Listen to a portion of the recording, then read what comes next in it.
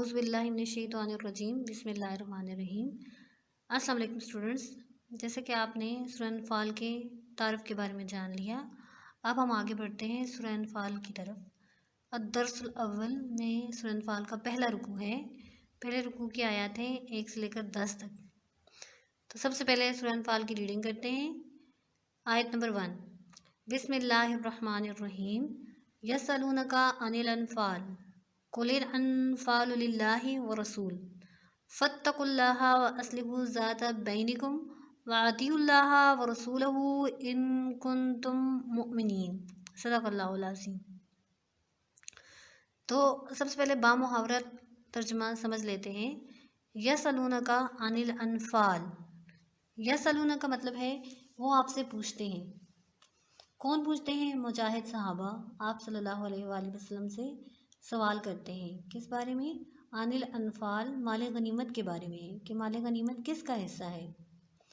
قل الانفال للہ، کل کا مطلب ہوتا ہے کہہ دیجیے، انفال مال غنیمت للہ اللہ کے لیے ہے، ورسول اور اس کے رسول صلی اللہ علیہ وسلم کے لیے۔ یہاں پہ لام جو ہے اس کے میننگ ہے کہ مال کا حق جو ہے وہ صرف اور صرف اللہ اور اس کے رسول کا ہے۔ کہہ دیجئے کہ مال غنیمت اللہ اور اس کے رسول کا مال ہے۔ فاتقوا اللہ، بس اللہ تعالیٰ سے ڈرو۔ وَأَصْلِحُوا ذَاتَ بَيْنِكُمْ، وَأَصْلِحُوا کا مطلب ہے کہ درست رکھو، ذات بینکم آپس کے معاملات کو درست رکھو۔ تو سب سے پہلے ہم اس کا پس منظر سمجھ لیتے ہیں کہ یہ آیت کس وجہ سے نازل ہوئی۔ تو مہاجر صحابہ اور انصار صحابہ آپ صلی اللہ علیہ وآلہ وسلم سے پوچھتے تھے مال غنیمت کے بارے میں کہ مال غنیمت میں کس کا زیادہ حق ہے۔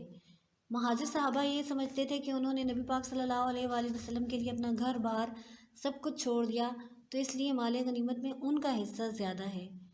دوسری طرف انصار صحابہ ان کا یہ کہنا تھا کہ مال غنیمت میں ان کا زیادہ حصہ ہے، کیونکہ انہوں نے مہاجر صحابہ کی ہر لحاظ سے مدد کی۔ تو یہاں پہ پہلی آیت میں اللہ تبارک و تعالیٰ مجاہدین سے فرما رہے ہیں کہ آپس کے تعلقات کو درست رکھو، یہ نہیں کہ مال غنیمت کے سلسلے میں آپس میں جھگڑ پڑو۔ وَأَطِیعُوا اللَّهَ، اور اللہ کی اطاعت کرو اس معاملے میں، وَرَسُولَهُ، اور اس کے رسول صلی اللہ علیہ وسلم کی اطاعت کرو۔ ان کنتم، ان اگر کنتم تم ہو، مؤمنین مومن ہو تو جو مومن ہیں وہ اللہ اور اس کے رسول کی اطاعت کریں مال غنیمت کے سلسلے میں۔ اب اس میں سے چند جو ہیں وہ مشکل الفاظ ہیں۔ یسألونک، وہ آپ سے پوچھتے ہیں، عن الانفال مال غنیمت کے بارے میں، فاتقوا اللہ، اللہ سے ڈرو، ذات بینکم آپس کے معاملات، اطیعوا اور اطاعت کرو، ان کنتم مؤمنین اگر تم مومن ہو، واصلحوا اور صلح رکھو، درست رکھو۔ اب آتے ہیں اس کے با محاورہ ترجمے کی طرف۔ ترجمہ: اے محمد صلی اللہ علیہ وآلہ وسلم، مجاہد لوگ یعنی مجاہدین تم سے مال غنیمت کے بارے میں دریافت کرتے ہیں، یعنی پوچھتے ہیں، اور بریکٹ میں آپ نے پھر لکھنا ہے کہ کیا حکم ہے۔ کیا حکم اس لیے بریکٹ میں لکھنا ہے کیونکہ عربک میں اس کے ورڈز نہیں ہیں، تو جس کے ورڈز اوپر مینشن نہیں ہوں گے اس کو ہم بریکٹ میں لکھیں گے کہ کیا حکم ہے۔ آپ فرما دیجئے کہ مال غنیمت اللہ اور اس کے رسول کا مال ہے، بس اللہ سے ڈرو اور آپس میں صلح رکھو، اور اگر تم ایمان رکھتے ہو تو اللہ اور اس کے رسول کے حکم پر چلو۔ تو اب آیت کی آپ کو سمجھ آ گئی ہوگی کہ پہلی آیت میں سورہ انفال کا نام مینشن ہو گیا ہے اور اس کے بارے میں ڈیٹیل بھی بتا دی گئی ہے۔ اب ہم بڑھتے ہیں دوسری آیت کی طرف۔ بسم اللہ الرحمن الرحیم۔ انما المؤمنون الذین اذا ذکر اللہ وجلت قلوبہم وَإِذَا تُلِيَتْ عَلَيْهِمْ آيَاتُهُ زَادَتْهُمْ إِيمَانًا وَعَلَىٰ رَبِّهِمْ يَتَوَكَّلُونَ الَّذِينَ يُقِيمُونَ الصَّلَاةَ وَمِمَّا رَزَقْنَاهُمْ يُنْفِقُونَ۔ تو لفظی ترجمہ سمجھ لیتے ہیں۔ انما المؤمنون، نیکسٹ آیت میں ہی بتایا گیا ہے کہ مومن کون لوگ ہیں۔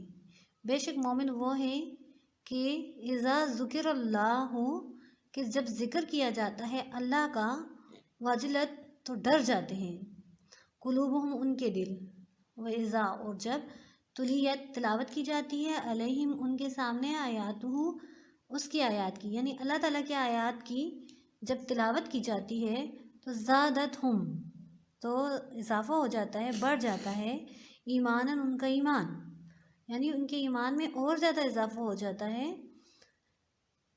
وَعَلَىٰ رَبِّهِمْ يَتَوَكَّلُونَ اور وہ اپنے رب پر بھروسہ رکھتے ہیں۔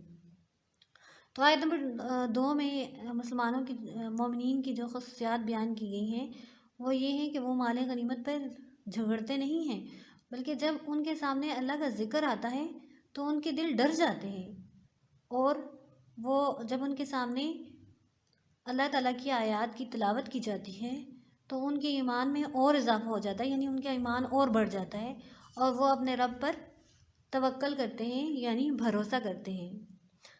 الذین اور وہ یقیمون الصلاۃ نماز قائم کرتے ہیں، ومما اور اس میں سے جو رزقناہم جو ہم نے انہیں دیا، ینفقون خرچ کرتے ہیں۔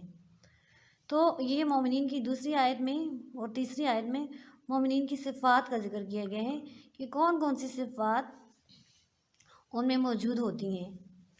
تو ان میں سے کچھ جو ہے مشکل الفاظ کے معنی ہیں وہ سمجھ لیتے ہیں۔ اذا کا مطلب ہوتا ہے جب، ذکرہ ذکر کیا جاتا ہے، واجلت تو اور ڈر جاتے ہیں، واو کا مطلب ہوتا ہے اور ڈر جاتے ہیں، قلوبہم ان کے دل، ہم یہاں پہ ضمیر استعمال ہوئی ہے جس کے مطلب ہے ان کے، اور قلب جو ہے وہ اردو کا ورڈ بھی ہے، قلب کے معنی ہے دل۔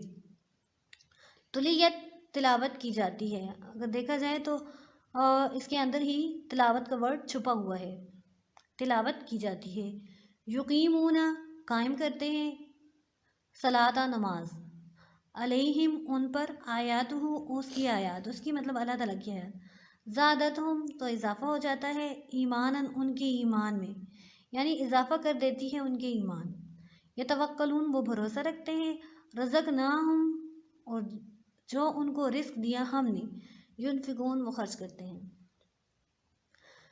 ترجمہ سن لیجئے۔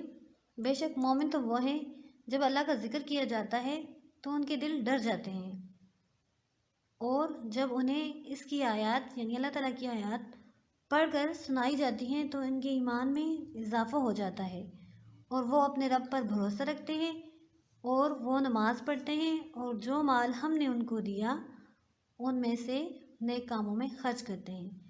تو ان دو آیات میں مومنین کی جو صفات بتائی ہیں وہ 5 صفات کا ذکر کیا گیا ہے۔